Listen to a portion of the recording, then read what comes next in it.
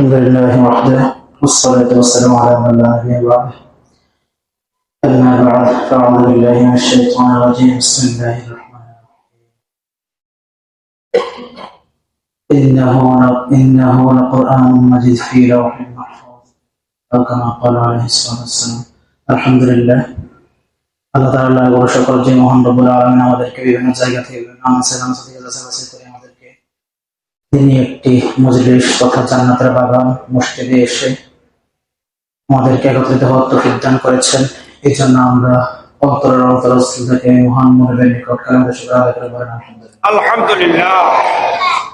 আল্লাহ তাআলা লাহুর সুজুদ, আল্লাহ তাআলা লাহুর শুকর এবং সুজুদ। আল্লাহ তাআলা আমাদেরকে দয়া করেছেন, মায়া করেছেন, মেহেরবানি করেছেন, বিদে আল্লাহ তাআলা আমাদেরকে দিনে একটি মজলিস আবার তৌফিক দান করেছেন। এটা আল্লাহ তাআলার বড় একটা নিয়ামত। তো আমরা এখানে কেন একত্রিত হয়েছি এটা সবাই জানি।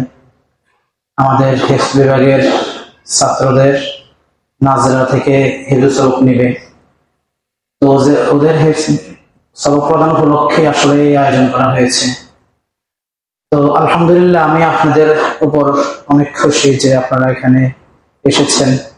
আমরা আপনাদেরকে ডাকছি, আপনারা আমাদের ডাকে সাড়া দিয়েছেন। এটা আল্লাহ আসলে এটা বাসায় প্রকাশ করার মতো না। তো আমি এখানে আসছি যে বেশি দিন হয় নাই, 3 থেকে 4 মাস হবে আমি এখানে আসছি যে।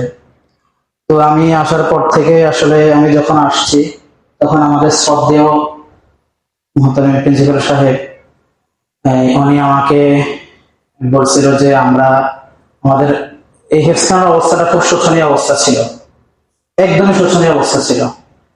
তো হুজুর বলছে যে আমাদের হেফজখানার অবস্থা খুবই খারাপ, আপনি হেফজখানাটাকে আপনি উঠাতে পারবেন কিনা, বা আমরা চাইতেছি হেফজখানাটাকে আন্তর্জাতিক মানের হেফজখানা করার, আপনি পারবেন কিনা। আমি হুজুরে আশা দিয়েছি যে ইনশাল্লাহ হুজুর আপনি বলছেন, ইনশাল্লাহ আল্লাহর উপর তাওয়াক্কুল করে ইনশাল্লাহ আমি পারবো। দিনের জন্য ইনশাল্লাহ আমি যত কষ্ট মুজাহাদা করতে রাজি সবকিছু ইনশাল্লাহ আমি করবো, পারবো। তো ওখান থেকে আসলে এখান থেকে আসলে আমার খেদমত শুরু, এই বছর প্রথম আমার খেদমত শুরু।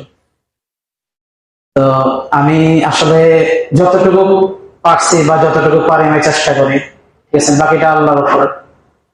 তো আমি আলহামদুলিল্লাহ এই 4-5 মাসে আমি